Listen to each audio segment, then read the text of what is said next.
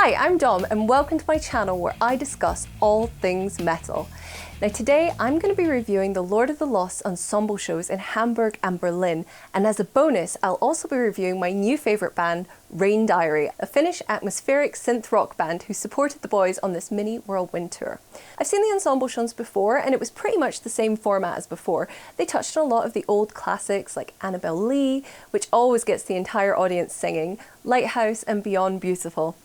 Now, on the topic of that song, somebody actually dropped a whole tray of glasses during that performance in Hamburg, and it was during a very intense and serious intro, which I admit had to give me a giggle. So to whoever you are who dropped those glasses, party foul, do a shot.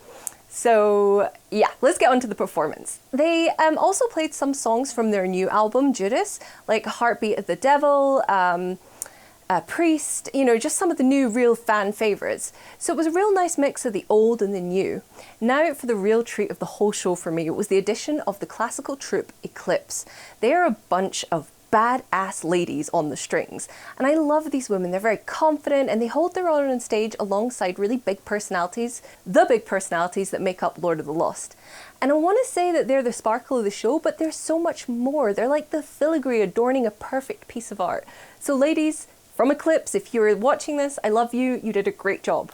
Now on to Lord of the Lost themselves. They were great, they didn't disappoint, and they delivered the same solid performance you'd expect from them, and they gave a great show both in Hamburg and Berlin. So in a strange way, the shows were awesome, but they didn't really stand out for me because they were awesome. They're always awesome. So boys, job well done. Now a real moment for me though was when Chris and P sat down on the P, I don't know what he goes by these days. They sat down on the side of the stage and they performed Not My Enemy, a song that was written by the band to express their sentiment on the current situation in Ukraine. And as soon as they started that song, you could feel the emotions like rippling through the room.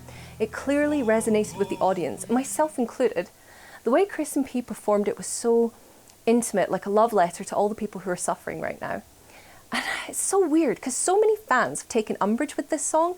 They've taken something that's really beautiful and twisted it into an attack on them or like some sort of political statement. It really boggles the mind. And I think if they heard it live in an intimate setting like this, they wouldn't misinterpret that universal message of peace, which is what the song is all about. Wow, that got deep, didn't it? So, I mean, as I mentioned, I did two shows, the Hamburg one, which was the first night of the tour, and then the last night of the tour, which was in Berlin. Now, the Hamburg show was great. But for me, by far, the best show was Berlin. That was the last night and everybody was in high spirits, as you can imagine. It was also the night where we were all invited at halftime to change into our joggers because the show was on a Sunday and apparently the band have a tradition about wearing joggy bottoms. I was game. So naturally, despite being corseted up, I slid out of my skirt and into my jogging pants in the middle of the venue. Don't judge me. The queue for the loo was insane. I didn't care, so I just made a call. Possibly a poor judgment call.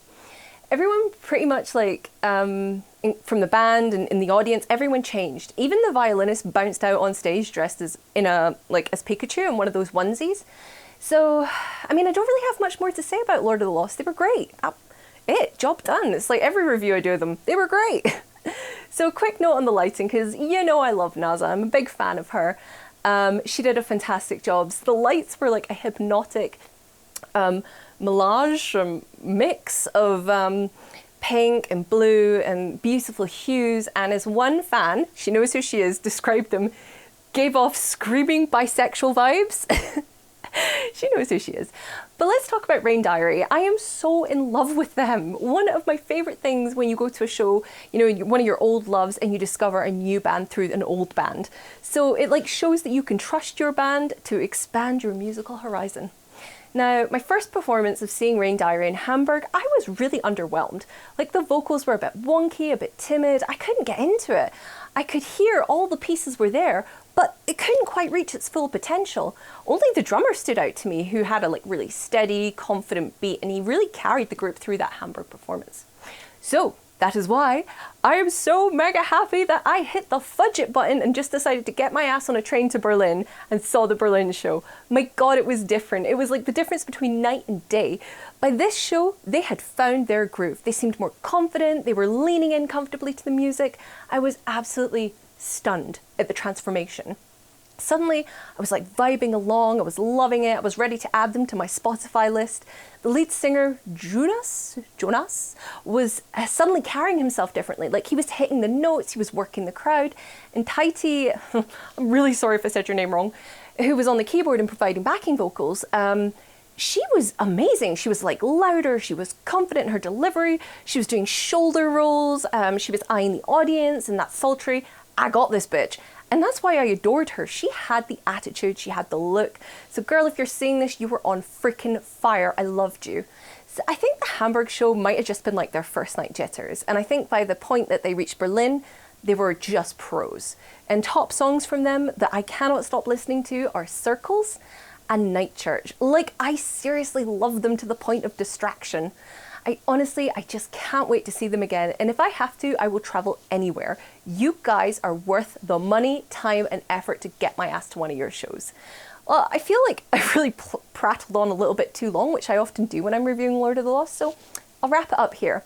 I'll put links to all the bands I've mentioned below, so I think you should really go check them out. I'll also put links to my other reviews of Lord of the Lost shows.